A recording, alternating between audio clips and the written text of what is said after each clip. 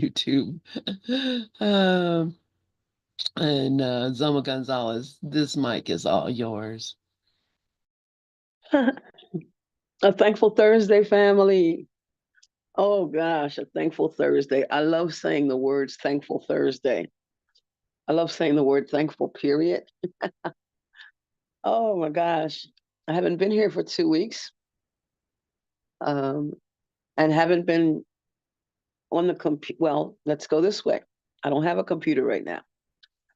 So I'm talking to you on my phone and I'm looking on my um, tablet. Don't have today's stuff in front of me. I mean, don't have the normal stuff in front of me. We'll just have to see how it goes. I'm boosting my energy level one moment at a time, but that's all in the body. The heck with that. The heck with that.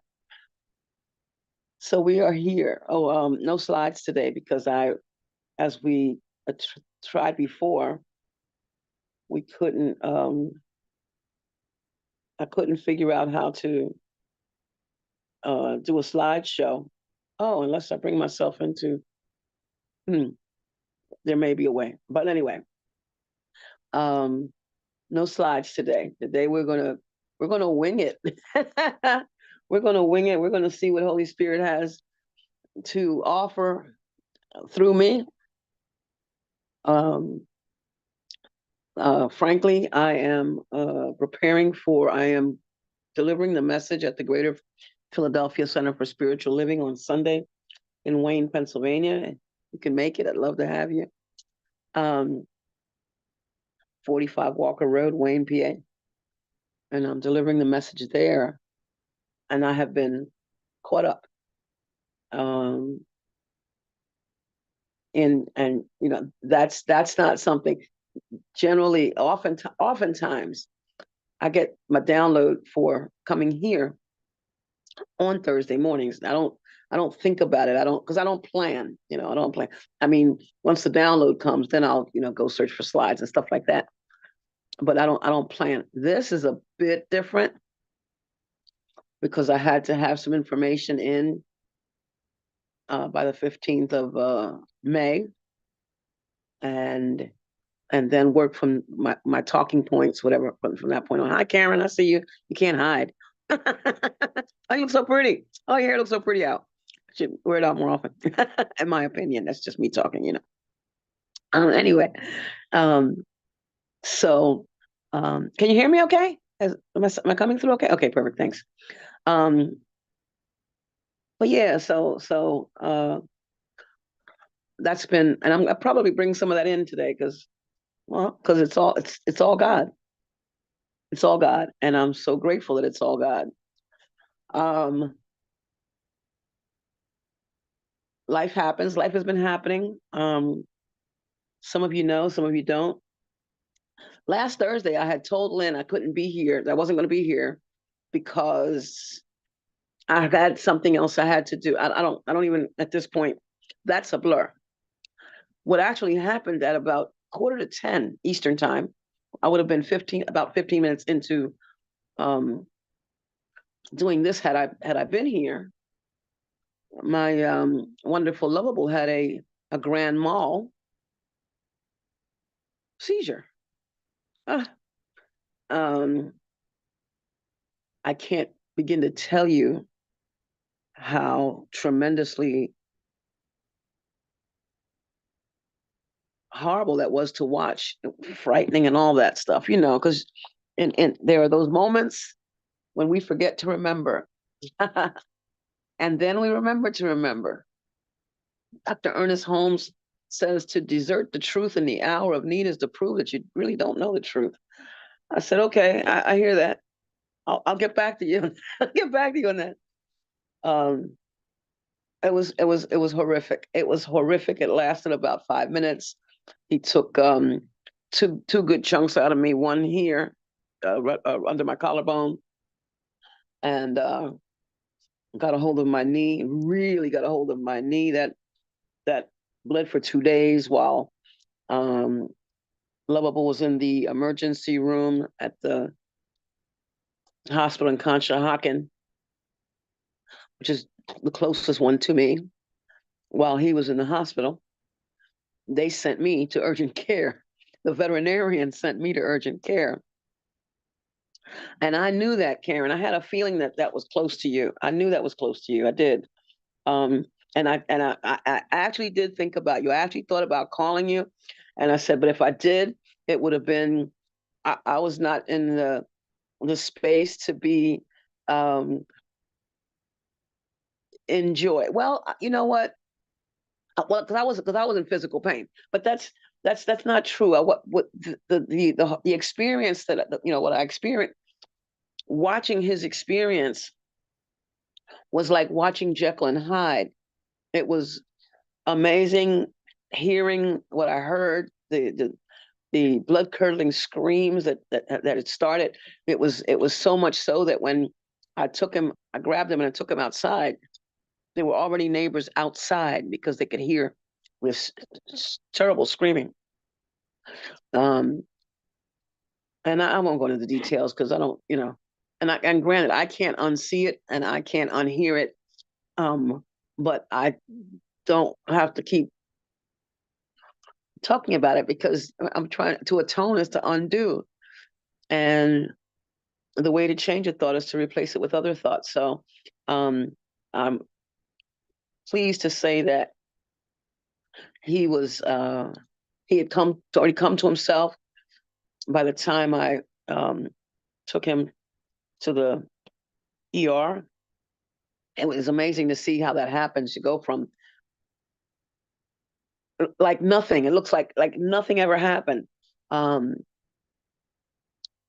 so that's what happened last Thursday, and then I was being vigilant. I didn't go to work Friday. I stayed home and watched them. They told me to, pay attention for the next 24 hours and um, what to do if it happened again. And I'll tell you the hardest part of that was not futurizing. The hardest part was not futurizing. The hardest part was staying present, realizing that from wherever I am in thought determines my faith, determines um, that was when Dr. Ernest's quote, to desert the truth in the hour of need is to prove that you don't know the truth. That's when that became real for me, that I had to stay present, stay present, and enjoy my baby boy in the present, and in the moments, in every moment he was fine. They didn't put him on medication because huh, the medication for that is actually so harmful to the liver that they attempt they try not to give it. um but fortunately he didn't have any clusters or anything, nothing. So people are telling me, get a camera so that you can see what's happening. And I've thought about that, and then I thought, if I'm not home and I look on that camera and I see something happening that I can't do anything about, that no, no, no. I'm going to continue living free of fear. All right, you got the point. We are here to talk about A Course in Miracles Meet Science of Mind and other metaphysical teachings. A Course in Miracles. Miracles. The Course itself says that miracles are thoughts. Um, and I'm really ad-libbing here, so be with me, family. Just be with me. That miracles are thoughts. I'm looking in the book now in the text. It says in the principle of miracles, miracle principle number 12, that miracles are thoughts. That thoughts can represent the lower or bodily level of experience, or the higher or spiritual level of experience. One makes the physical, and the other creates the spiritual. A course in thoughts. And Dr. Ernest Holmes reminds us that daily We should train our thoughts, train ourselves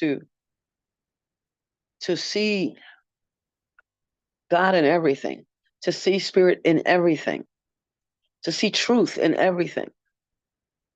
And that any other way simply won't work.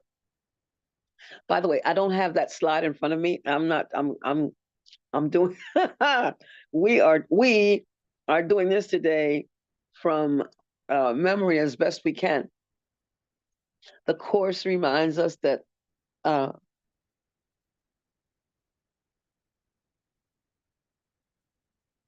that this is a course in mind training, and that an untrained mind accomplishes nothing. An untrained mind accomplishes absolutely nothing. And Christian D. Larson tells us that the only way to master our life is to master our thoughts. I think that's a paraphrase of what he says. I can't quote it, but I do have in front of me that Joel Goldsmith reminds us that morning, noon, and night we must watch our thoughts, which is the same as the course saying, guard your thoughts. Guard your thoughts. Pay attention.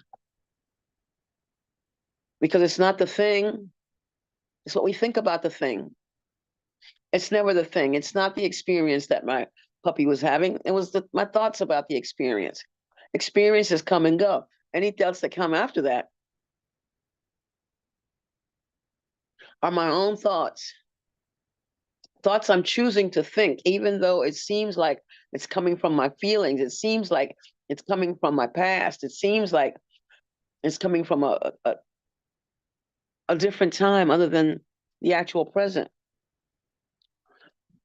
That's the only way to master our thoughts. The ancient Egyptian proverb states that the study of the wisdom teachings should be a continuous process in which the teachings become the predominant factor of life rather than the useless and oftentimes negative and illusory thoughts of those who are ignorant of spiritual truths. In other words,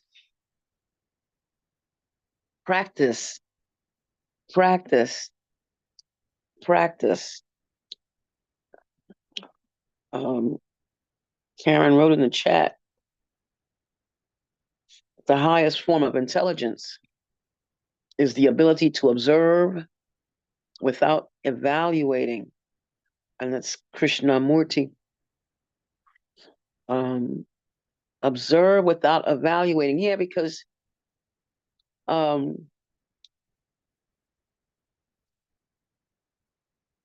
ego, the ego spends all its time analyzing and judging and attempting and making up stories about what it sees, hears, thinks, smells, and tastes. Just making up stories. Whereas we're reminded, let truth be what it is. Just let it be what it is.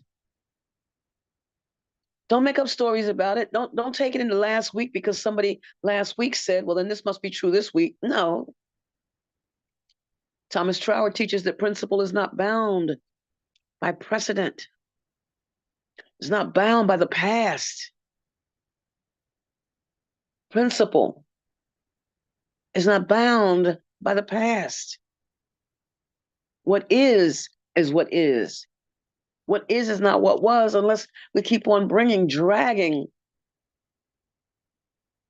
what the Course calls the shadowy figures from the past. They're not real. They're simply not real. So if I'm spending my time in pain, if I'm hurting a lot, it's because I'm thinking hurtful thoughts. These are courses in mind training. This is about mind training. There's a lot going on in the chat. I'm going to read. Karen, to your question, Sunday at 1 p.m.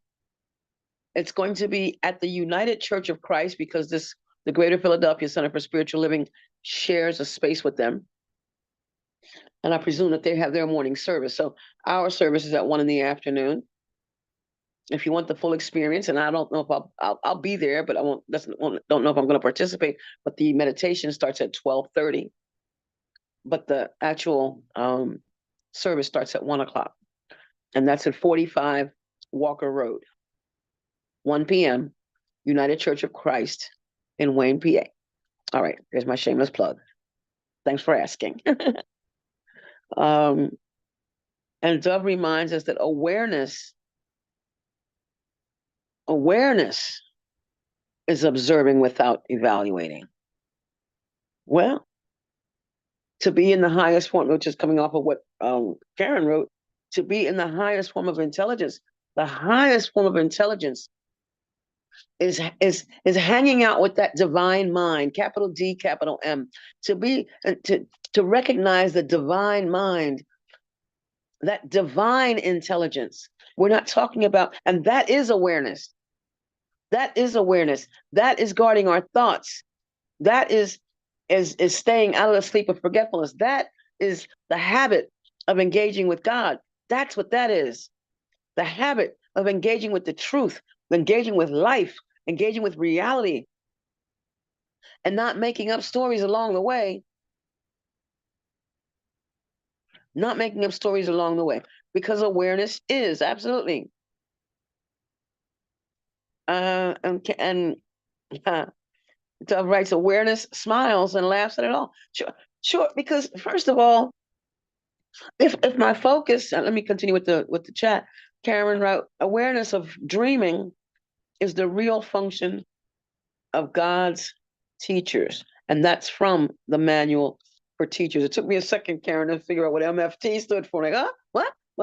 Um, my therapist, her initials are LMFT, and it's not license. It's not a license manual for teachers. So it took me a moment. Dove writes, awareness is happiness, and yes, it is. And of course, God's will is perfect happiness. And why wouldn't it be? Why wouldn't it be? God's will and my will are one. Am I walking around with which well, some are, unfortunately, thinking I should be unhappy? I should be miserable? I should be sad? I should be in pain? If you are, and I'm not talking about physical stuff. Nope. I'm not even talking about the body. I'm talking about from a essential level. If you say, my heart hurts, my feelings hurt, if that's where you are, then you're not hanging out in the truth. You are not remembering that divine intelligence. You're not remembering what you are. And we know stuff happens. There's all kinds of stuff going on. There's all kinds of stuff going on. We know that. Family members aren't doing or are doing things that we want them to or don't want to. The experiences in the families, people are people are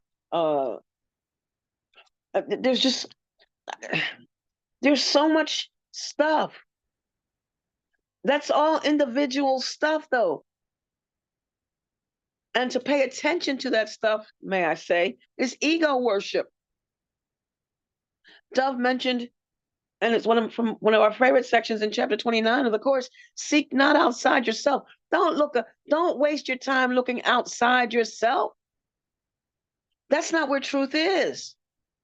Because what we're looking for, when we're looking outside of ourselves, we're focusing on tangibles, what we can see, hear, smell, taste, and touch. I was having a conversation with my neighbor next door. and he was talking about, well, everybody dies. I said, yeah. I said, it reminds me of a song by the South Park Christmas album. Now, South Park, they are just out there. Um, um, and the song is called Dead, Dead, Dead. And it says, what my neighbor had said was that when we're born, that we're born to die, that when we're born, we start dying. I said, yeah. And that's the way the song goes. From the minute you're born, you start dying. But we're talking about the body because, see, spirit isn't born and spirit can't die. Einstein said that. Energy. We are energy in form, seeming seeming um, form that's not moving, but everything is always moving all the time. Because life can't be still. God can't be still. It keeps on, it keeps on, it keeps on. We keep on evolving and evolving and evolving. And we involve ourselves in that over and over and over and over again. I'll take a moment to say good morning to those I see. And to Carrie, to Karen, to Dove, to Lynn, to Mickey, to Glorian, thank you all for being here. To Katia, who I know is listening out there in the ethers. Thank you, my sister. Uh, it's just amazing. It's just amazing. Life is amazing. Somebody was talking about the other day, um, Niagara Falls and I said, isn't it amazing how we all, and I don't, all is reserved. I got that sentence from the course, and I do not use you'll never hear me say that something is awesome.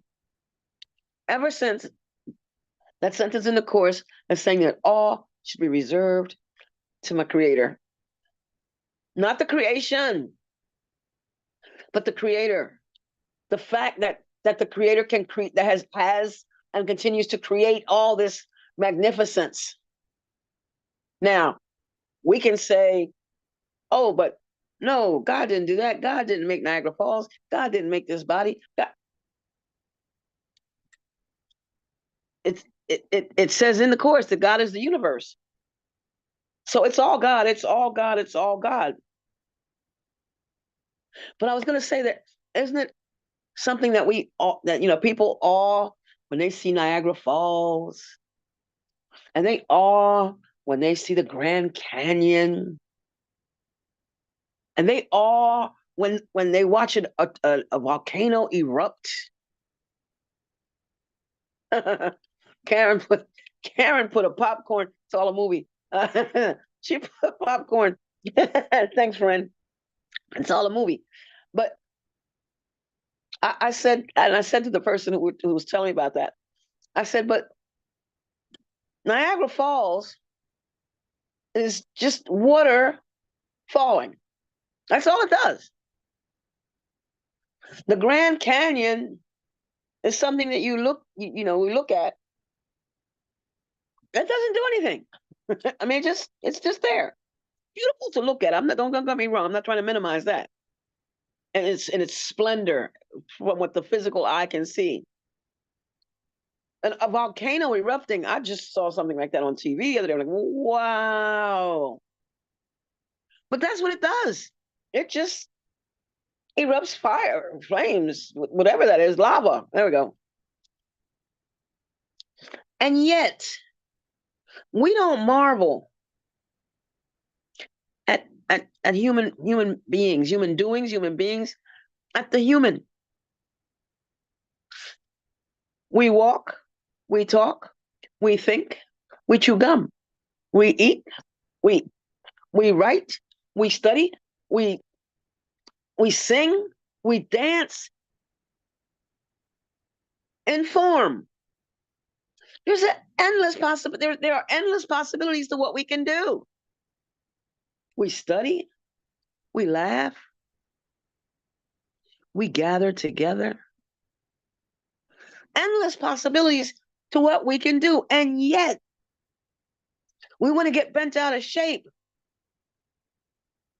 because, when we were standing at the Grand Canyon, it was cloudy, so I really couldn't see. The Grand Canyon was still doing what it was doing. Oh, the volcano erupted and it went so far that it damaged some land. There's no damaging God. It's just the isness of it all. Everything is exactly as it is. I'm not even going to say the way it's supposed to be. It just is what it is, which is why let all things be exactly as they are. The isness of it all. But we don't marvel. I'm going back to that. We don't marvel at this, that we needed the divine mind, the divine intelligence to even make this body. We needed that. We made this. I made this. I'm making my life. But wait, my life is God's life. From Workbook Lesson 156, which I love that song, by the way. I have that CD by the great, that's an old CD by the great Rays, Who Walks With Me. But in paragraph 2 of Workbook Lesson 156, the workbook lesson is I walk with God in perfect holiness. And it reads, you cannot walk the world apart from God, because you could not be without God. You can't. You can't be without God. God is the universe. You can't be apart from it. My favorite, Joel Goldsmith, no and. There's no such thing as God and. You cannot walk the world apart from God because you could not be without him. He is what your life is. Hear that. God is what your life is. That's what Ernest Holmes wrote. There is only one life. That life is God's life. That life is perfect. And when he says that, he means perfect in the sense of being whole, being complete. And that life is my life now. It's and it has always been, it always will be. It's my my recognition of it. My recognition of the oneness, my recognition that I am one with the one. There can't be any other, there's no other one, there's only one. We don't want to get that. We don't want to get that when we see the news. We don't want to get that when we hear what people, when people are saying something that we don't like. We don't get that. We think that that it should be the way we think it should be, and not just be willing to accept what is. Back to that popcorn. It's all only a movie. It's only a movie. It's only a movie. It's only a movie. That was a line. That was a line in one of the poems that I wrote. It was titled Brutal Intimates. You can figure out what that's about just from the title. But there was that moment in the poem where it seemed, like this can't be real. This that's happening cannot be real. And it was an experience. It's not real now. So it's not now. And it's all God. And that's the place that we have to come, that I had to come to realize that everything,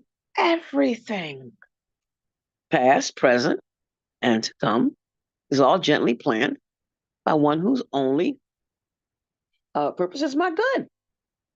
All of it, all of it, all of it, all of it.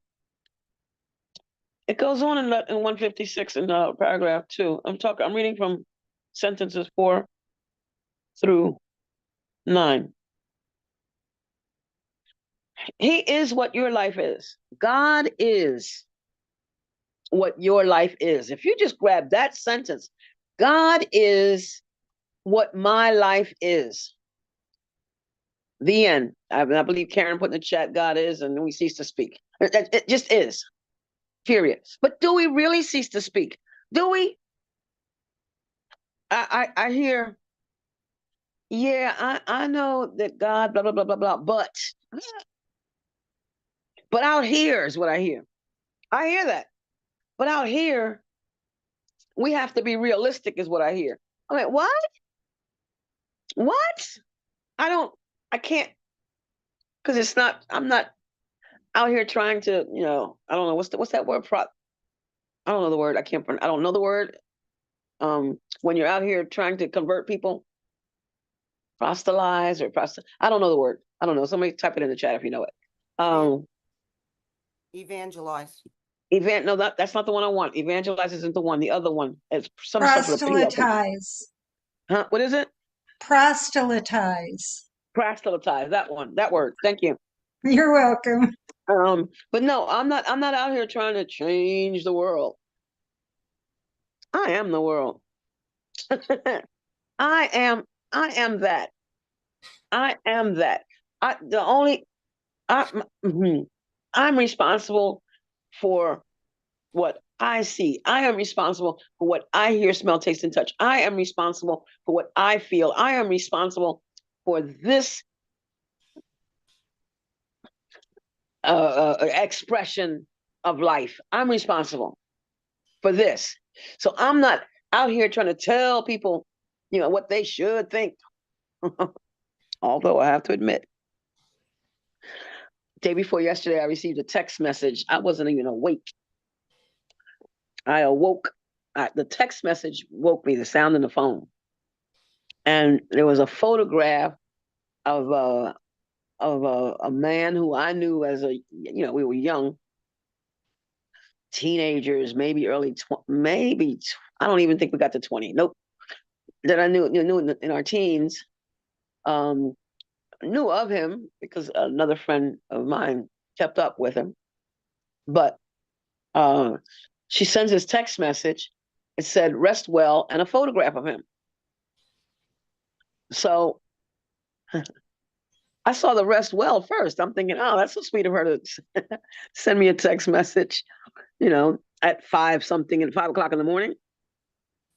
When I see the picture of him, and I say, oh, I guess she's letting me know that he made his transition.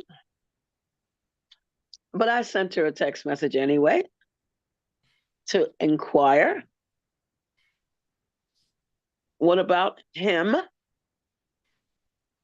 And she wrote something like, don't you know what rest? This is a text message at 5 o'clock in the morning. Do you know what rest well means? He died. And my initial thought was, how dare you send me a text message at 5 o'clock in the morning to tell me somebody passed? I did. I went there in my mind. I did send her a text message saying something like, there must be a better way to greet someone in the morning, or something like that, something to that effect. She didn't comment. No, she wrote, "That's life. That's life."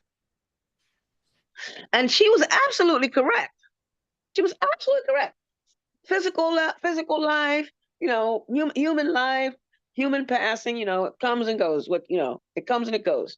I got that. She was absolutely correct, but I was judging everything that she said. I was judging every bit of it. I was judging the fact that it came at 5 o'clock in the morning. It was the first thing I saw in the morning. Although it was a handsome picture of the gentleman. I hadn't seen him as a man, as an adult. Gorgeous. But that's beside the point. I could have made that the point. Wow, he sure looks good.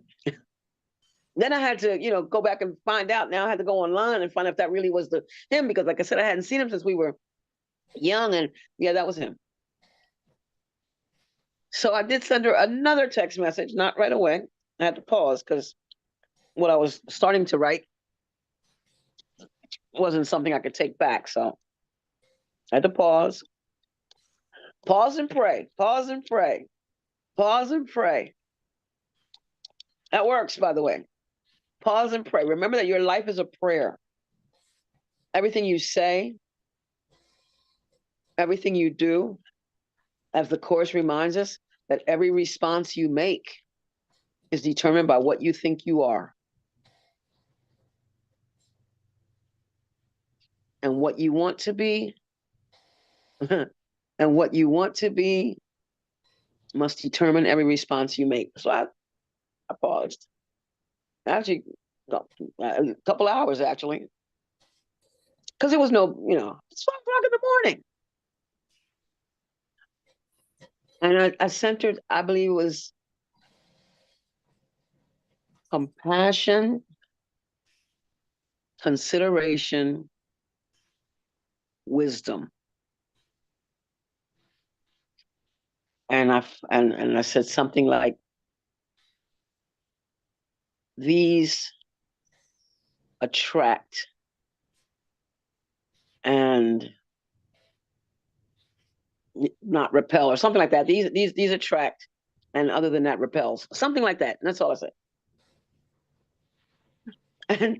And she responded, and I had to laugh.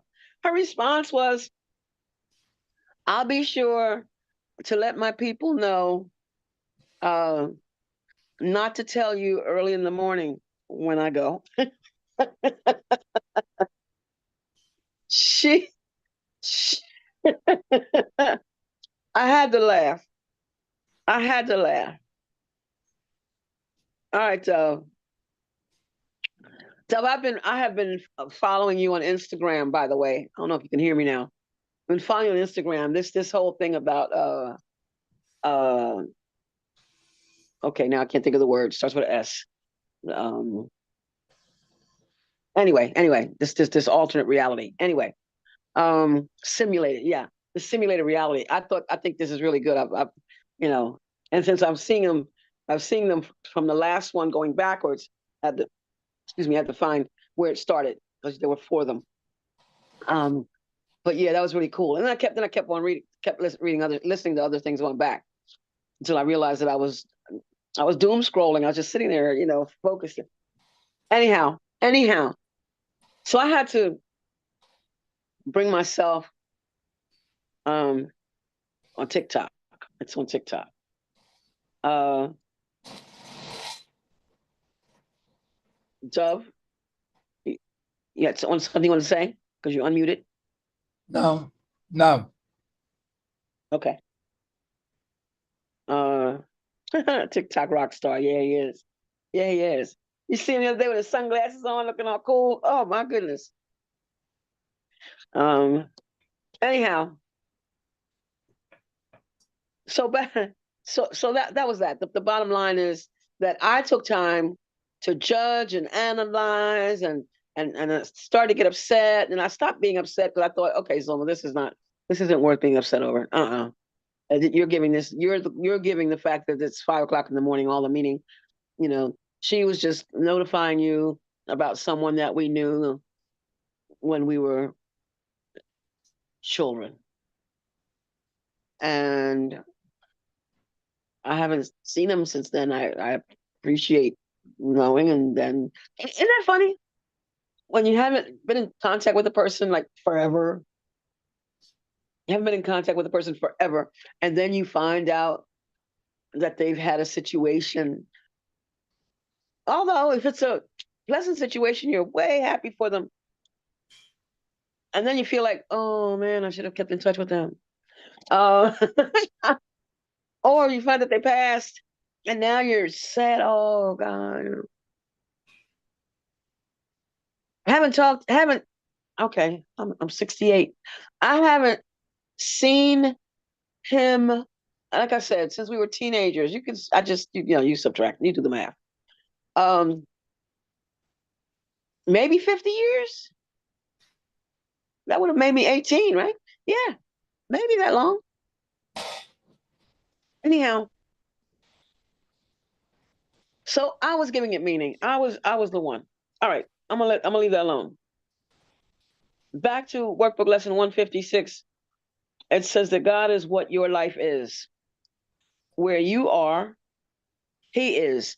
Um, there is one life. That's what Ernest Holmes wrote. There's only one life. That life you share with Him. That's what it reads here. That's what Dr. Ernest said. There is only one life. That life is God's life. That life is perfect. That life is my life now. Nothing can be apart from Him and live because there's no God and. There's no such thing. There's nothing outside of God. And we have to choose what we're saying. Oh, that's not of God. No, forget choice. We have to pay attention to ourselves when we hear ourselves say or think, that that's not of God. That is impossible. Everything is of God. I don't care. The anger, the hatred, the bombings, the pain, the fear, it's all ah, ah, it's all part of the this whole thing. The, and fear is made up. Clearly. We're making it up. But the way I read it is that fear is having faith in what you don't want. Fear is having faith in what you don't want. Now we talk about faith, and we talk about faith. That's just a wonderful thing. Oh, I have the faith of God, not faith in God. I have the faith of God. That's how we say it as religious scientists. I have the faith of God. Well, fear is faith in what you don't want. And it's just something made up. I just made the whole thing up. Make pretend so that I can hurt. I'm living in the past. Well, which I can't do for real because I want to hurt. It's impossible. It's impossible. To say I want the peace of God is one thing, but to mean it is something else. We're just floating about, mind wandering. Oh, look at all this. Oh, it's terrible. Look at all the things that are happening in my life. Why me? Oh, why me? And I come to the place where as long as something's happening, there's something I can do about it. I heard something in a class I'm taking. I'm taking a class called The Mystical Path. And it's fascinating. But I heard something, as we know, and I'm saying it, they said it, but it was something we know. The answer is workbook lesson 79 and 80 reminds us of that, particularly workbook lesson 80. It reminds us of that the answer already is there are no problems. The answer is we, in this form, come up with a problem. We create a problem. And then we go seek solutions. That's ego at work. Problems and solutions, that's all ego at work. Because the answer already is. I absolutely love that. That reminder.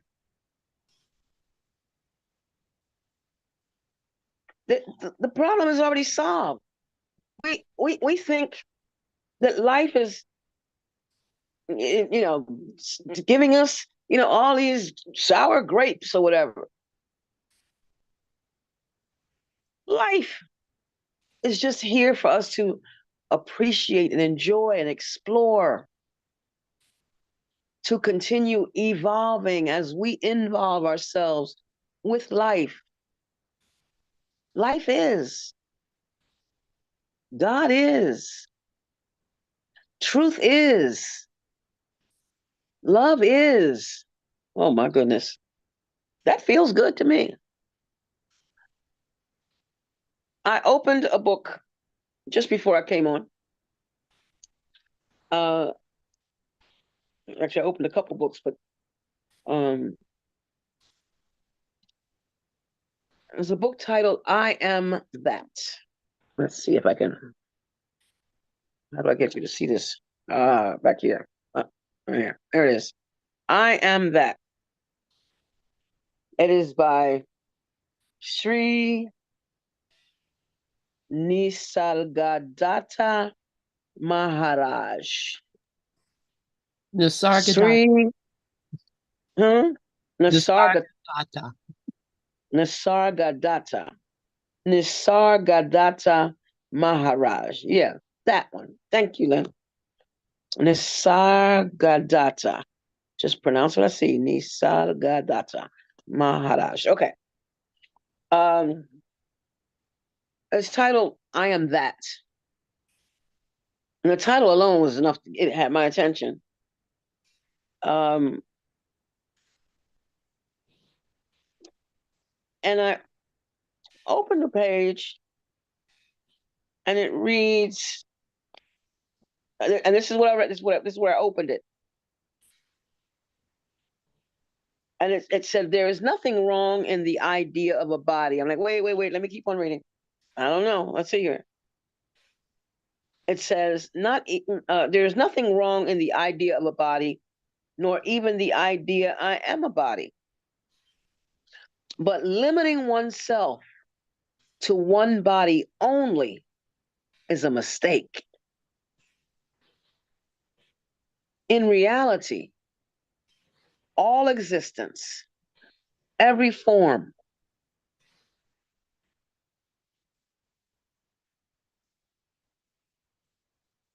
cannot tell what I am because words can describe only what I am not. I am. And because I am, all is. I cannot say what I am, yet I am. The question, who am I, has no answer. No experience can answer it. That's so cool. No experience can answer it. For the self is beyond experience. Now, I hadn't even read that whole paragraph until just now. I love that. The experience cannot answer it. That's saying that what I see and what I hear and what I smell and what I taste and what I touch and the stuff that's things that have occurred in my life, they don't define me. None of that defines me. I don't care who said what to me, who did what to me. All that to me stuff is victim consciousness anyway, victim mentality, victim being in the victim kingdom. And there's four of those four kingdoms: to me, by me, through me, as me. If you want more details, hit me up offline.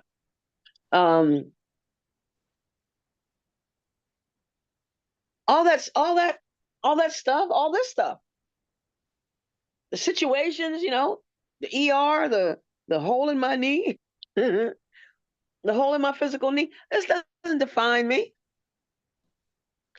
Actually, the hole in my knee is already closed up. I'm not limping like I was. The swelling is going down. I mean, you see, evolving. We continue to evolve. Nothing. We can't box anything in. We can't box a box in.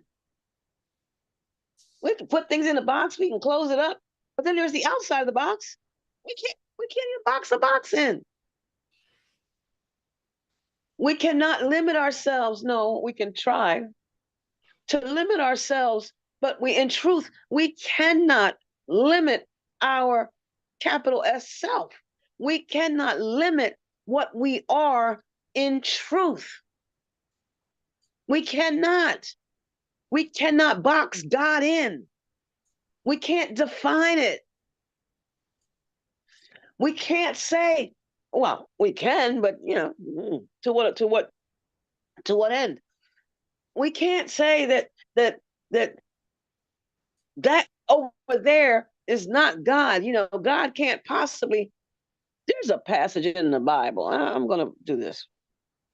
I always hear about how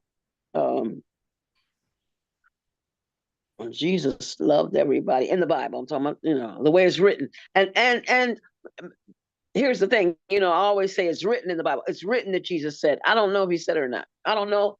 It's written. This is what's written. It's written that Jesus called one group of people a brood of vipers. And it's written that he told somebody else that their father was the devil. That's written in the Bible. And yet we're reminded that Jesus was perfect. But so is everybody else. I mean, really, so are we all. We're all perfect. We're all perfect because we're not all this all that I'm talking about. We're all just one spirit in form, individual forms that we call, by names and genders and all that kind of stuff, and heights and weights and colors and hues. I don't say color, but in hues. That's ego work again, breaking it down into this and that. It's always something different. It's always something else with the ego. It's never just what is with the ego. Always something else.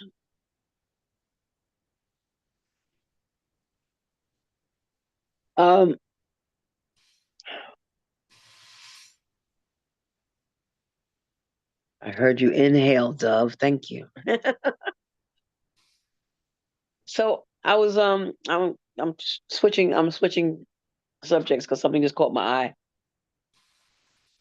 I was going through the course, Dove, how I would do 3-word sentences. Well, now I'm doing definition. Well, how the course um describes some things. I don't want to say defines it because that closes it, that boxes it in. But just simple stuff like uh that destructive. The word destructive in the course means it's uncreative. That something false is unreal. That to correct is to atone. That something separate is something different. See, that whole that's the big one for me. I think that person over there should have done it the way I think it should be done. Because that person over there is separate from me and they think differently from me, and therefore they can't possibly be me. But of course, if we're talking about Zulma, then no, they're not that, because that's the belief in separation, the belief that, hey, the belief that I'm right. Let's go there. And of course, not being happy at the time. All right, I'm going to go on with this because I have quite a few. And that's to be misplaced. And these are directly from the course, by the way. Misplaced is misdirected. To be misplaced is to be misdirected. I'm heading down the wrong path. Where is it that the course says that that's early on, that those who those who are basically living from a point of fantasy literally know not what they do, just misdirected. It's like if I was putting information in my GPS to drive to Karen's, and I decided to put directions to go south. Well, I won't get there that way. Just some random address going south and not Karen's address. Hello, how do you do that? Misdirected. Back to the course. To restore everything to you means to restore it to your awareness. Because the you that the course talks about, in fact, let me find that.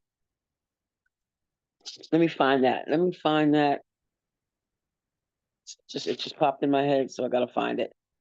It's somewhere in chapter 24.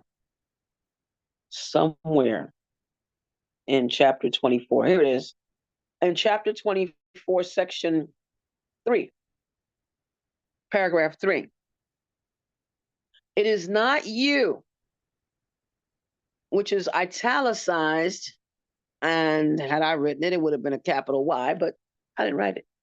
It is not you who are so vulnerable and open to attack that just a word, a little whisper that you do not like, a circumstance that suits you not, or an event that you did not anticipate upsets your world and hurls it into chaos.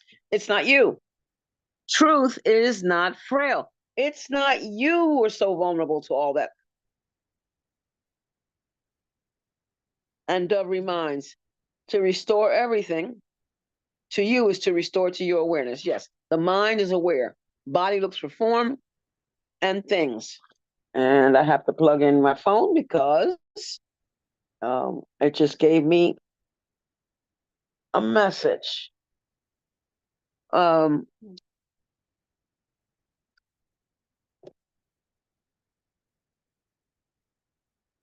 all kind of things are happening right now. My screen just moved. My screen on my tablet just moved. It wasn't what we were reading. I'm just plugging the phone in now and seeing how to have it stand up without, you know what? Let's do this. Need a shift, family. Have to shift stuff around a little bit. Wait a moment. There we go. Let's see. Where am I? There I am. Okay. Okay. Had to shift some stuff around. Had to move the tablet. Put the phone where the tablet was. See if I can find the slide that I was reading from. But let me continue reading from the course. It says, truth is not frail.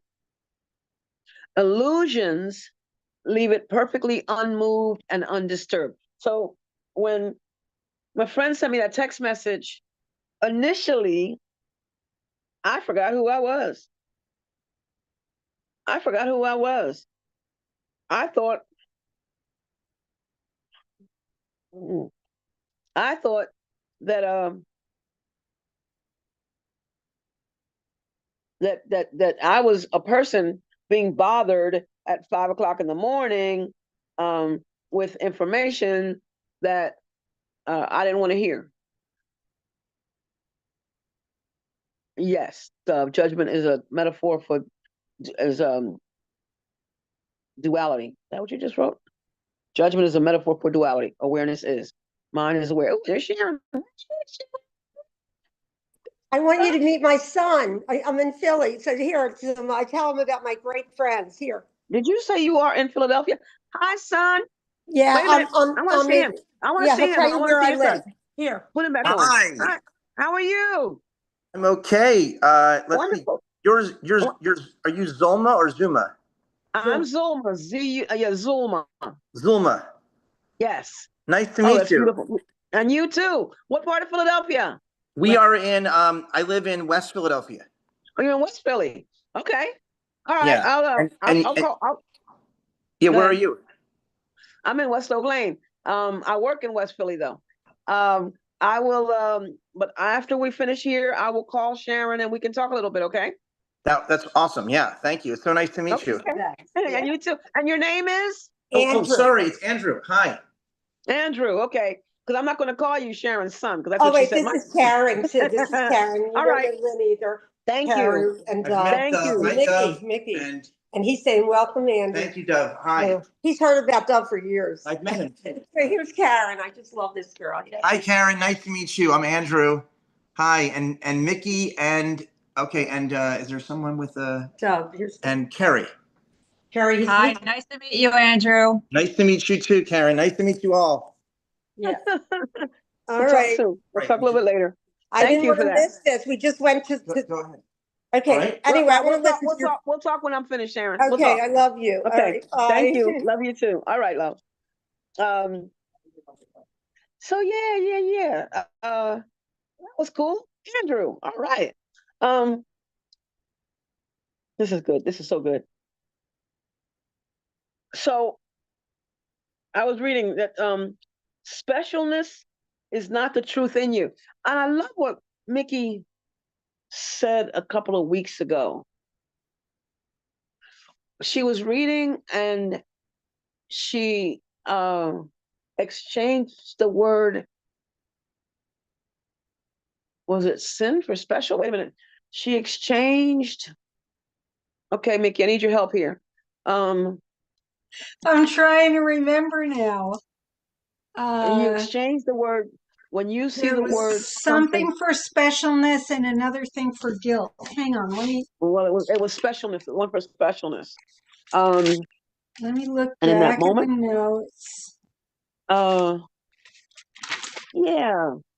What? But the bottom line is, we're not special. We're not special.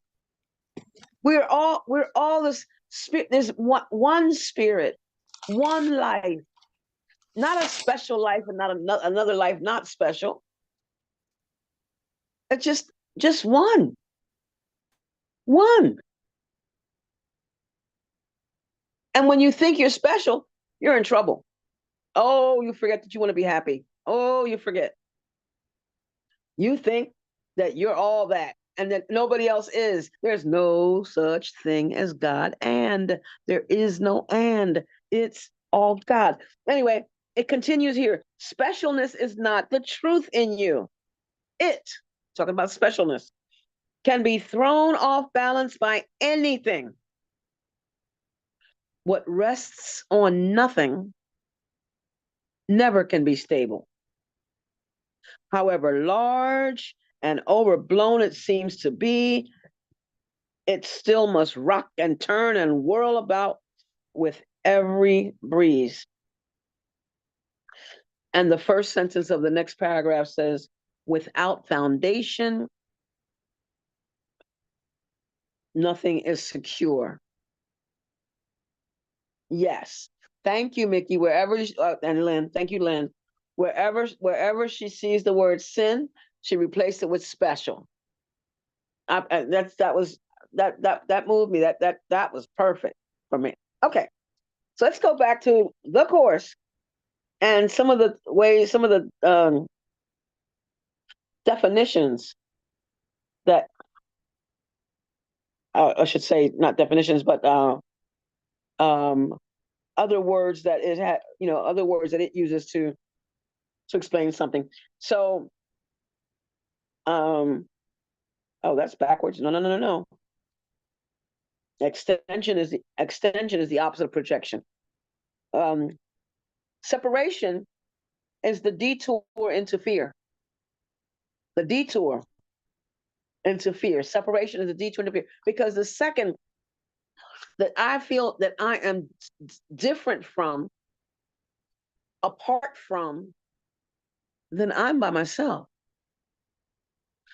And even though I may think I have allies, but it's still us versus them. And now that there's a versus, that means that there's a possibility that there can be trouble, there can be battle, there can be war, there can be havoc, because them over there are not thinking and feeling the way I am over here.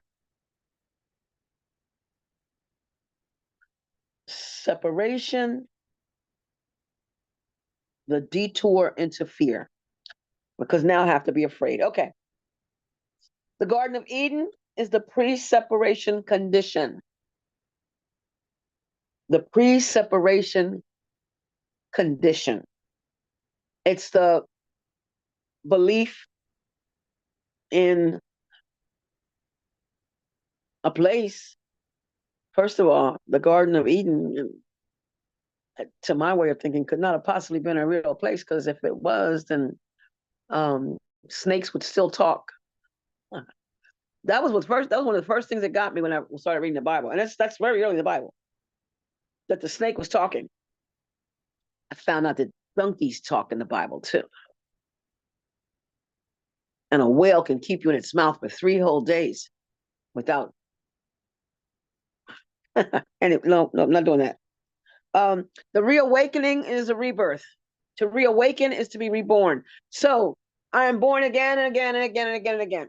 I'm born again. I say I am born again. I am being reawakened all the time, because I go into that sleep of forgetfulness I go into that mind wandering, and then I remember to guard my thoughts. So I'm being reawakened again and again and again. Here it is. To project is to miscreate. The atonement, according to the Course, is the final miracle. And I would love to expound on some of these and would love to hear some of what you all have to say about these. Maybe next week we'll play with that. Sickness, the Course refers to as not right-mindedness. It doesn't refer to the my leg that's healing, the swelling in my leg. It doesn't refer to the physical condition that the doctor told me that I have. It doesn't refer to the experience that my doggy has. No, no, no, no. Sickness is not right-mindedness. Non-right-minded. Magic is the mindless or the miscreative use of mind. Magic, mindless or miscreative. Mindlessness is miscreativeness. And the miracle is an expression of the atonement.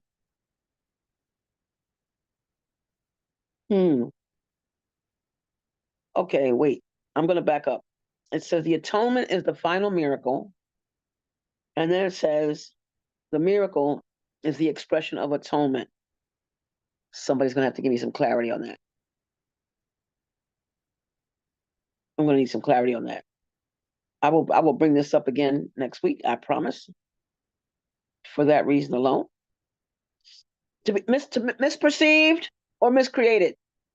Misperceived or miscreated. That means I saw it wrongly. I looked at it and thought, and how often, how many times, come on, you see something and you could swear that what you saw was what you think you saw, or what you heard was what you think you heard. I mean, it can go when we're reading, I'm reading a book. And sometimes we read the words we we want there, not necessarily the words that are there. In this human form, we're all capable and are going to make mistakes. A mistake is, as I'm saying in my message come Sunday, it's not a misfortune. It's an opportunity to look back at what you did and then do something different, like the rules for decision. Because decisions are continuous. You can't go back. This is part of my talk on Sunday. You know how you say, "Oh, I want to go back to doing what I used to do." You can't. You can't. I made a mistake. I want a do-over. There are no do-overs. You can't do it over because you can't go back. That's a major part of what I'm talking about on Sunday. Anyway, error, the Course calls incompleteness. I love these. It's because if we just took the word incompleteness by itself, we could say, oh, it's not finished, but we wouldn't call it an error necessarily. That takes broadening, expanding our minds to understand the message that the Course is giving us. And in that broadening, in that expansion, becomes the awareness that we've been talking about earlier. Comes that awareness that recognition that we are one with the one, and it's only one. If we absolutely believed that namaste, that the divine in me recognizes the divine in you, and we did that more often, we could prevent ourselves a whole lot of bad feelings. Because of course, what we feel comes from what we think. So we could prevent ourselves a whole lot of bad feelings. Oh, you should do it the way I say. Oh, how could you do that? That's so wrong. And all that sort of thing. Error or incompleteness. Okay. Light and darkness is everything and nothing. Light is everything. And darkness is nothing. Somebody I was quoting, somebody I'm going to quote on Sunday, who said that. I don't know. I don't know.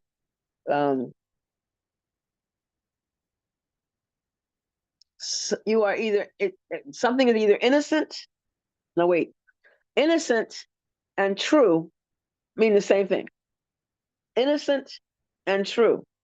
And what's important to remember about that is there is no guilt. There is no, there's only truth. And because there's only truth, is always innocence. So even when we think, look at what that person is doing. Look at how she is treating life. How they're treating themselves. How they're treating me. Look at what they're doing to me. I just made them guilty. I just made them a villain. I just made myself the victim. How could this possibly be happening? And we're in a time right now where we're saying that. How could this possibly be happening? And I say it's happening. It's happening. It's supposed to. It is what it is. This is the time. Well, back to what Dr. Ernest said: to desert the truth in the hour of need, in the time of need, is to prove that you don't know the truth. What do you really believe? What do you know? What do you know? Do you know what you believe? Do you believe what you know?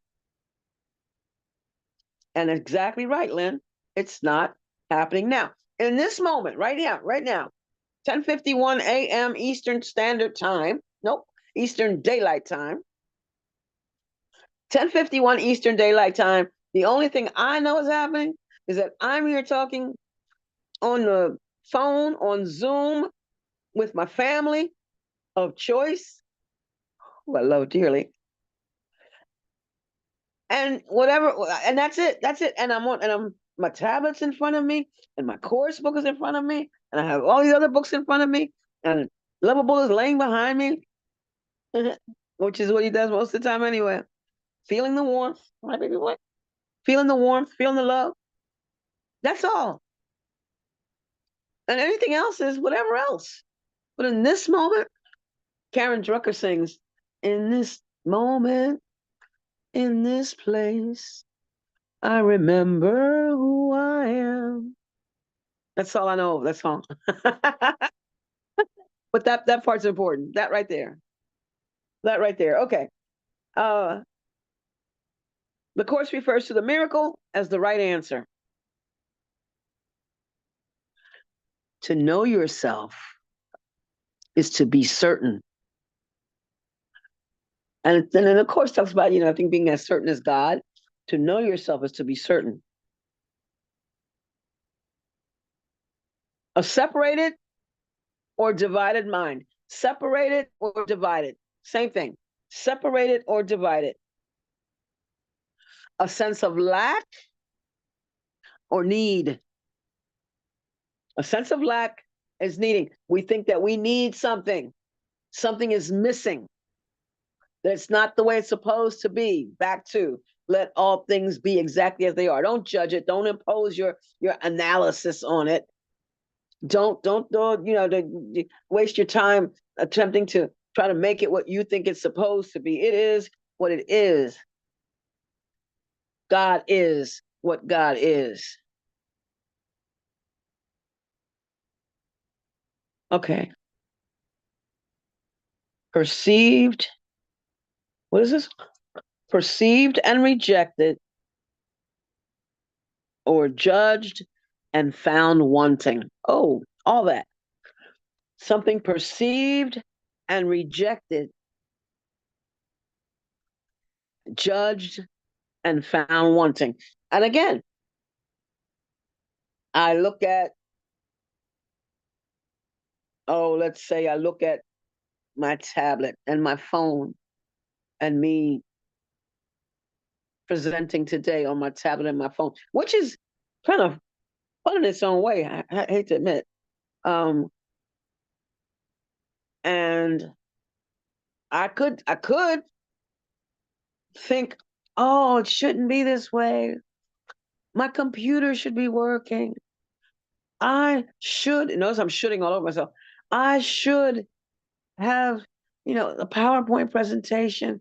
Karen told me quite a while back, that, my presentation is enhanced with the slides. So this is victim thinking.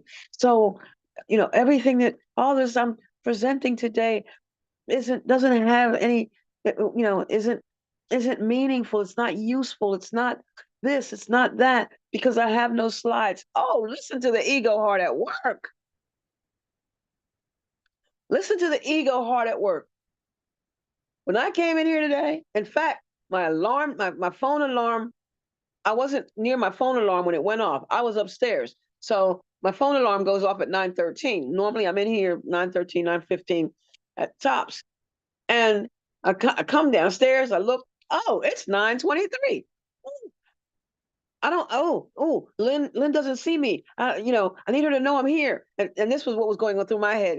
I wasn't thinking about whether or not I had slides and whether or not I could, I had no agenda. And this takes me back to when I first started here on Gather, when Dove first asked me about teaching. He said, just trust. Just trust. The Holy Spirit is always going to give me what to say, and I don't have to worry about what to say or what to do. I'm being guided. I'm being directed. I can be still. And whatever it is, it's all right. Because it's all God. It's all right. It's all God. It's all right because it's all God, which is also part of my talk on Sunday. Okay. The fall is the separation. Fall or separation, same thing. The self-concept is the tendency of the self to make an image of itself. That's a small s. Self-concept. And see, with this self-concept is where this whole thing about self-esteem comes in. We're so worried about our self-esteem. Our self-esteem has nothing to do with what we really are. Capital S, self. And we think that because our parents didn't blah, blah, blah, or because our friends didn't blah, blah, blah, or because our siblings didn't blah, blah, blah, we weren't treated the way we thought we should have been treated. We weren't treated like we weren't in the Ozzie and Harriet family. We weren't in the Brady Bunch family. We weren't in the Partridge family. We weren't one of my three sons. And, we think it should have been different. And because of that, we're beating ourselves up because we were mistreated. We were treated so wrongly. Oh, that hurts so. We're only mistreating ourselves. When I think that you're not doing what I think you should do, I'm mistreating myself. I'm shooting on you. Karen, I see your hand. Go ahead, love.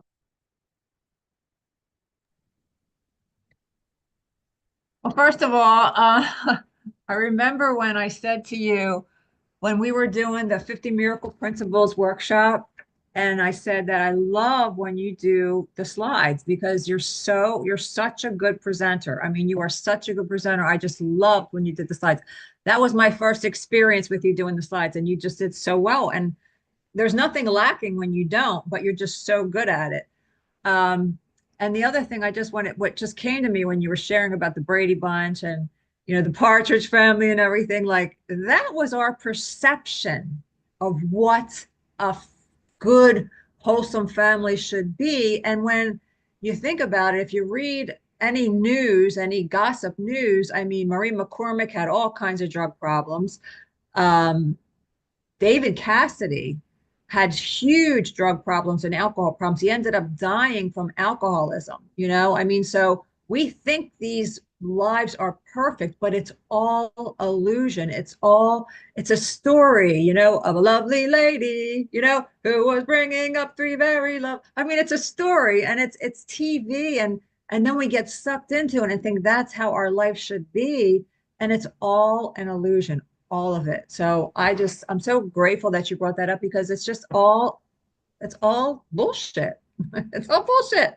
I mean, if you look behind the scenes, it's so much drama that goes on that we don't even know about, but they portray this perfect, life. And it's nobody has a perfect life here. And as long as you're here in a body and physical form, the only perfect life you had is what you said about right-mindedness. Right-mindedness sees perfection. When you're in your right mind, you're thinking with the Holy Spirit. That's the only happiness here. That's the only hope we have here is to turn to the Holy Spirit, Jesus, inner teacher, God, whoever you choose. That's it. Other than that, we're doomed. But thank you. I love you. Well, It's thank good you. I to love see you you. too. And with that, one quote from the course: you are not trapped in the world you see because its cause can be changed. And that's you. That's your thinking.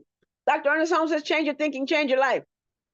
Everything that seems to be happening, I'm doing this to myself. I'm so grateful to know that the truth is always true and nothing, as I said, it's not you who's tossed and blown. So just recognize that the oneness, and enjoy the day. I'm out. It's 11 o'clock. Thank you so much, Zulma, and everybody else who joined in. What a wonderful, wonderful time.